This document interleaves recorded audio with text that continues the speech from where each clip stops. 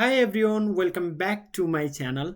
Today I'm tackling a question that's on the mind of many in geospatial community. Is it time to say goodbye to the GDAL and start exploring GeoPandas and Rasterio? For years, GDAL has been the cornerstone for geospatial data processing. It is incredibly powerful and support a wide range of formats. But let's be honest, GDAL can be a complex and challenging to the work with, especially for the beginners. Look at this. All that code just to perform basic tasks. If you are even felt overwhelmed trying to work with GDAL, you are definitely not alone. It's a steep learning curve and sometimes cumbersome syntax can make even simple tasks feel daunting.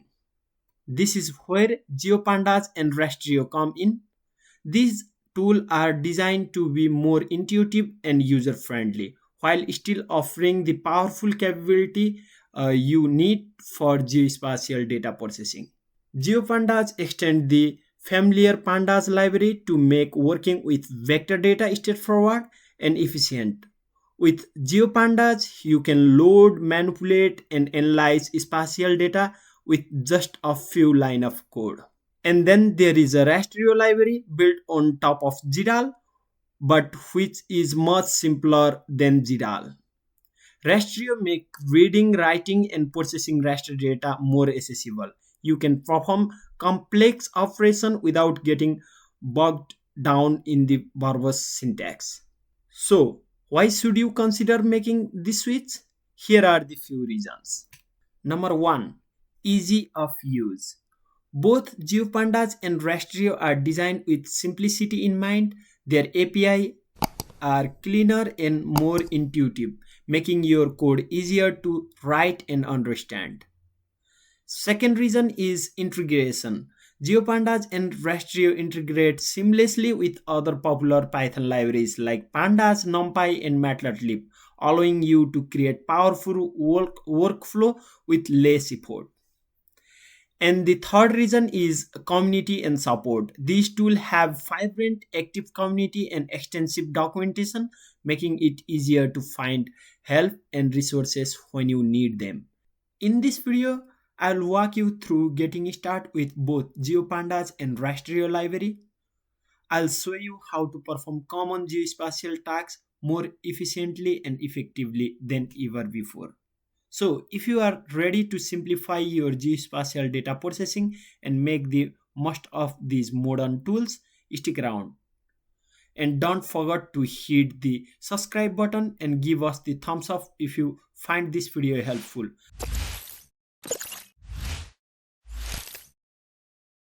Alright, in this section, I'm going to quickly show you how you can do the geospatial analysis using vector dataset using GeoPandas. So in this particular section, I'm going to read, write, and visualize the vector dataset using GeoPandas. In order to do that, you might need to install the library first.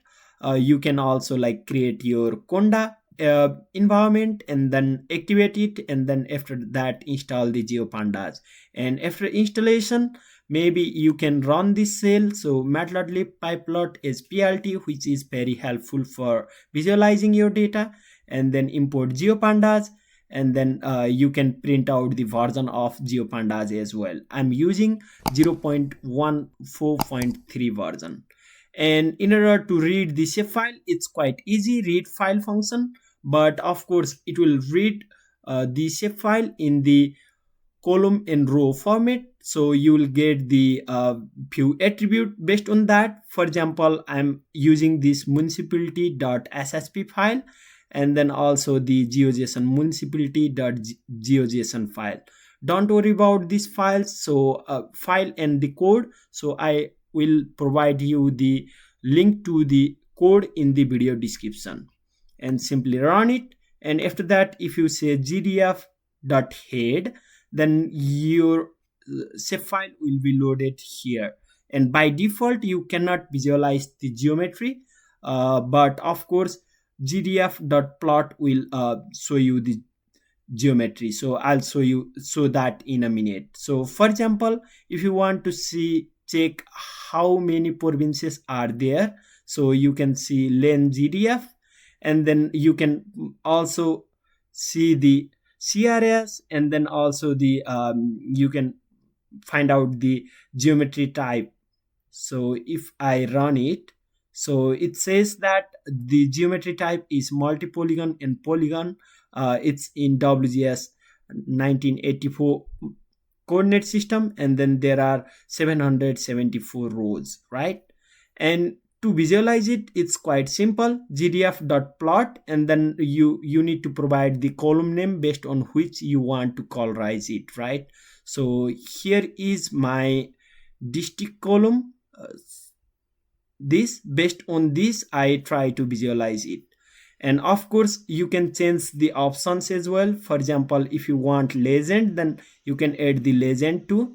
And the thing is, like, for example, to set your legend, there are various options where you want to put your legend.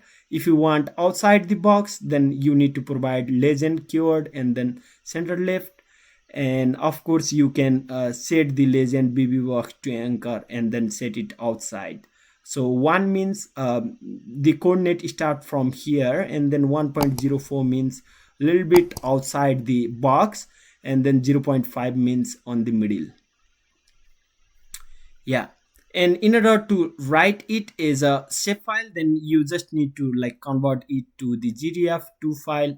And data output, maybe I need to create the ender folder and then simply run it. Okay.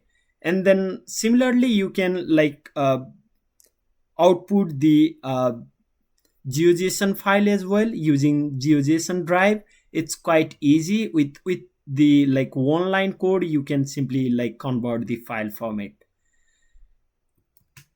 All right, so there are other things in this notebook as well. So for example, working with the attribute table, and then filtering the data, and lots of things about like visualization. You can feel free to explore these things.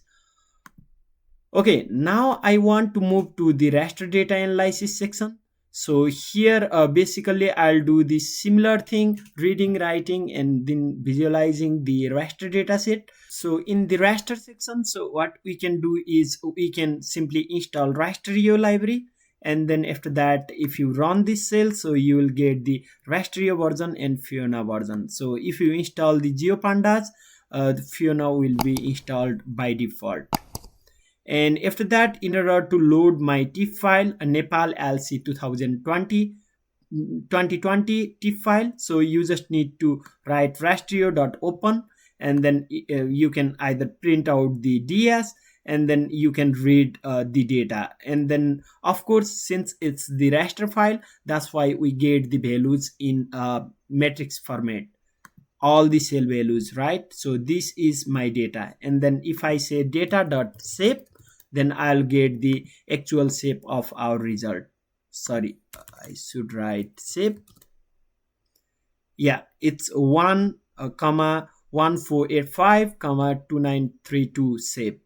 And for reading some of the additional information, for example, what is the name of this image, and then how many bands are in this image, how many row and column, driver, raster projection, and then geo transformation, description, or the metadata. You can simply like call the method and then simply run it. And after that, everything will be like all the required information will be filled in the output. So as I can see it, it's the GeoTIFF driver, and then I have WGS 84 coordinate system, and number of band is of course 1, and it's UINT 8 data type, and data minimum value is 10, and then maximum value is 255, right? And then also the data shape. Okay, so in order to like visualize this data, so you just need to like call rasterio.plot. From rasterio.plot, you need to import the show function and then show the result. And then if you run it, so you'll see the exact map in the color map of spectral. And of course you can show the histogram as well. Histogram means the number of like bins, I mean the number of values repetition in that particular raster. So this is the frequency versus our dn value, land cover data in Nepal. And of course for writing, you need to simply say rasterio.open and then output file, and then put the all the metadata over here. And then instead of these, of course you can save the previous metadata and then expand the previous metadata here as well. So simply if you run it, then you will get the another like geotiff file over here, writing lc.tiff, right? So this is same as the input one because we did not do anything with our original data set, right? And of course in this particular notebook you can see how to like max the raster using shapefile, I mean like clipping the raster and then getting the raster value and then do the calculation on raster, reclassification, and again visualization, resampling, and lot more, right? So there are lots of possibilities using these two libraries. I think around like 90 to 95% of work can be done using only these two libraries, GeoPandas and Rasterio. So you can say goodbye to the GDAL. All right, so that's all. That's how easy it is with the GeoPandas and Rasterio. Instead, if you have used GDAL, then it has lots of like complex syntax, and then it's mainly very hard to like understand for the beginners. If you have any questions, let me know in the comment section below. I'll try to answer each of the questions. So, if you really want to deep dive into the geospatial data analysis using Python course, then you can search the course in Udemy, and then of course buy my course in which I try to explain everything, and then all the required things like the vector data analysis, case study on vector data analysis, and then raster data analysis, and raster data analysis advanced topic, and also few additional topic which might be interested, for example zonal statistic of raster, adding or removing band, and then also about like how to handle the big data. So yeah, feel free to purchase this course if you really want it. And I hope you enjoy this video, and then if you enjoy it, hit the like button and subscribe to my channel. Thank you for watching.